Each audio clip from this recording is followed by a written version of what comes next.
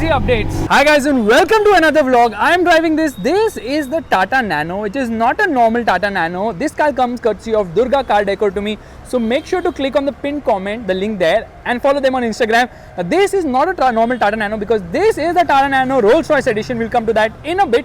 3.5 lakh rupees of modification. You can see a lot is different, the lights are different, and there's a logo which is also different, which improves the reliability of this Nano. Jokes aside, you get this red paint with this black stripe and the bumper, and everything is revised. There are lights here, sort of projectors, and of course from the side you see the massive wheels on this car. The tire size actually is big, and that's not an understatement because it's running on 185/60 14s. These are alloys of course, but no disc brakes on this car. It gets drums. Now from the side you see it looks sporty because of the bigger wheels, and overall design is also nice. It's very chinto. It's just 3 meters in length, 180 mm of ground clearance. But let's come to the rear first. And I was so excited to show you the front doors, but we'll come to that in a bit. Revised lights, it says Boomerang right there, not the one from Instagram. Very chinto minto exhaust. There it is, chinto exhaust. There is the engine of the vehicle. You can see the stance because of the bigger wheels, of course. This is an engineering marvel from Tata Motors, no doubt about that. This does not open in order to access it. I mean, access the engine, you have to open a few things. It's a rear engine, it's a rear wheel drive, of course. This sort of a subtle spoiler, high mounted stop lamp as well. And from this side, you can see the aggressive design of this tall Chintu Mintu Nano car. Actually, Nano to naam hi hai. Doors actually locked right now. I have to unlock the doors. This door is open, so we'll get in from here. Okay, you don't get power windows, but the windows do open. There's good amount of space at the rear, no adjustable stuff at all, but there is space and you can keep stuff from the top as such. Decent amount of boot space as such, and there's this hole for better breathing for your hair, of course. Dashboard design looks nice and functional as such, but the steering position is a bit awkward to my liking. But there's so much headroom in this car, which is absolutely obnoxious. Now the USB and the reason why I call it the Rolls Royce Tata Nano, you can see the position of the doors. Yes, it gets suicide doors which open the other way. How cool is that? That's not all, it happens on the other side. I mean, both the front doors open the other way. That is super duper cool. This is like the real USP of this car. One of the reasons why you would like to buy it, for the suicide doors which come from Rolls Royce.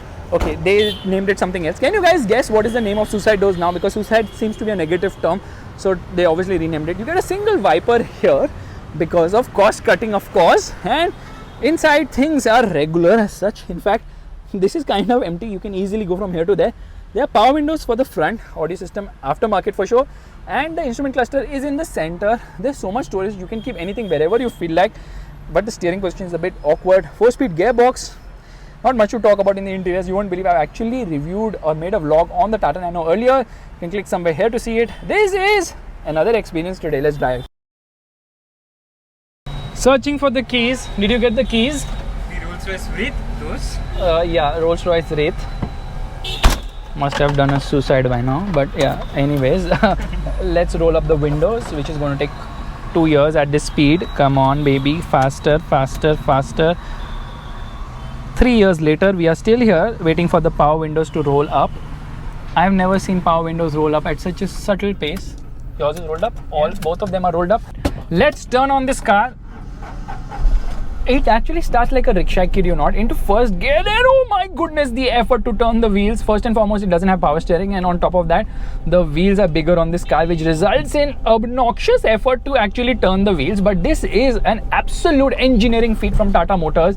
To make a car at this price, absolute respect from my end for them for doing this. Anyways, this is a rear wheel drive car, rear engine as well, and to ensure that it doesn't oversteer, Tata Motors gave it 20 mm wider tires at the rear, so the front was 135 12s and at the rear 155 12s. Now at idle you can feel a bit of the vibrations. I can also hear the auntie who's talking like next to me. Are you talking to me? No, she's not talking to me, but I can feel that because obviously insulation levels are not great. But for a car, I was going to say four-wheeler or quadricycle, which it is not. It's a proper car in the real sense because it doesn't feel like a quadricycle, which the coat actually feels. Can you see left में कोई है क्योंकि मेरे को नहीं दिख रहा.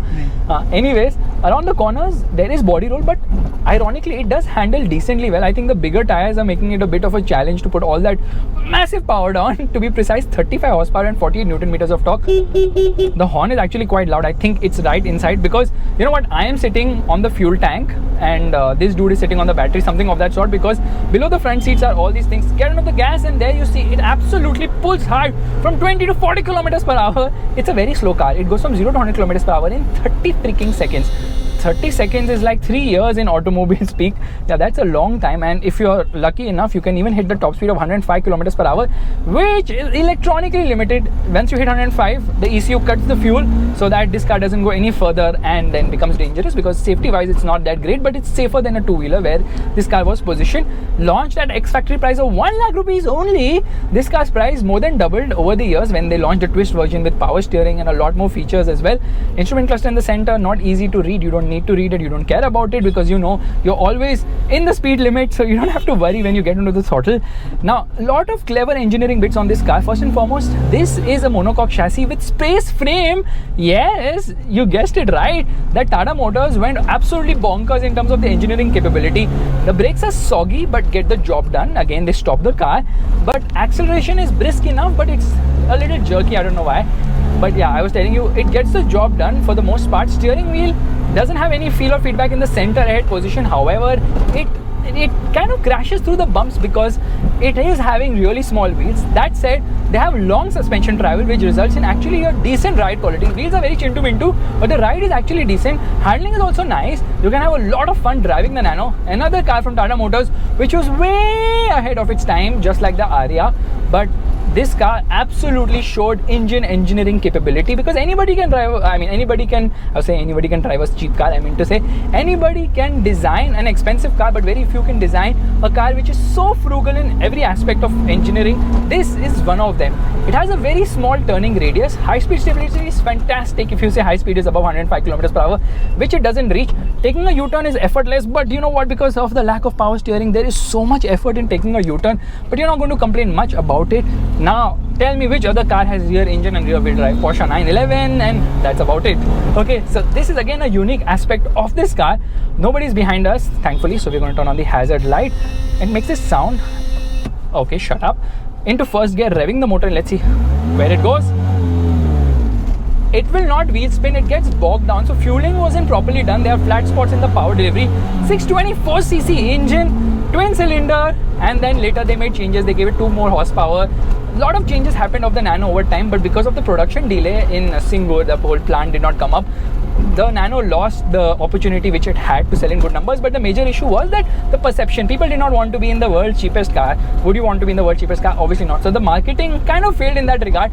Calling it the most affordable, the most frugal, and the best engineered, cost-effective product would be a great touch from Tata Motors. They missed that. Gearbox is actually very, oh my god, yeah, it is very notchy as such. And they also came up with an automatic version, so the Nano became more refined over the times. There were also fire issues with this car, which are common with rear engine cars, because the engine is at the back, is not able to breathe properly. That said, I think this is a fantastic example of super amazing engineering capabilities of Tata Motors, and I really applaud them for the way they made the Nano at such a cost to address a very noble cause of shifting two-wheeler riders who travel with their family on obviously motorcycles or scooters to a car which is much more safer because you're inside a shell and no issues of balance as such. But hey, if they had launched it now, it would have killed the Bajaj Qute, which doesn't feel like a car at all. It's not. It's a quadricycle. Feels very rough in many areas and doesn't feel as good as a Nano, and yet costs a lot more. So that is the irony of the situation. Oh my goodness. You know what? This is a car which should be driven on a racetrack with rear wheel drive, because it can drift, not on these massive wheels which kind of bog it down to be able to drift around easily. So it's super hot and air conditioning works beautifully well on this car. This car weighs 600 kgs, which is actually very light indeed, and obviously it had no competition when it was launched. People are not even scared of this car when they see it because it's so light. That said, it has got a NOS mode here. NOS is on and off. We go performance improves by 20%, and you can see the car really pulls off sharply because of the air conditioning being turned off. It gives it a lot of oomph to push hard and fast. Jokes aside, yes, turning off the air conditioning actually helps and boosts the performance of this vehicle, and that happens in a dramatic fashion as such. So this is a 4-speed gearbox. It could have done with a 5-speed box for sure. Now what Tata Motors had done is they had kept a very low red line, 5500 or 5600 RPM for this car, and first 2 gears used to go so fast. Now you would not even realize. Here I'm revving the motor, and before I know it, already hitting the red line. So with the later version, they actually increased the rev limit by 500 RPM to give it better overall performance. But this is more of a city car, and in that regard, it was kind of unbeatable at its time because just so easy to drive, easy to park, and very cost effective as well, and frugal too. You know, it returns around, yeah, let me guess, around 20 kilometers per liter, which is very respectable mileage. So taking a U-turn is so freaking easy. Check this out. Okay, I'm going to take a U-turn. U-turn is easy, but the problem is now the steering wheel requires so much effort. I might as well just not take a U-turn or not go to the gym, because this is my gym, and I think I have absolutely messed up my U-turn because I'll have to take reverse, but I shall not, because there you see, there is no length at the front because of the lack of hood, a cab forward design, and off we go. Performance not adequate enough. But thankfully Tata Motors kept making improvements to the car, but they say too little too late, and that kind of bogged the Nano, which had huge potential.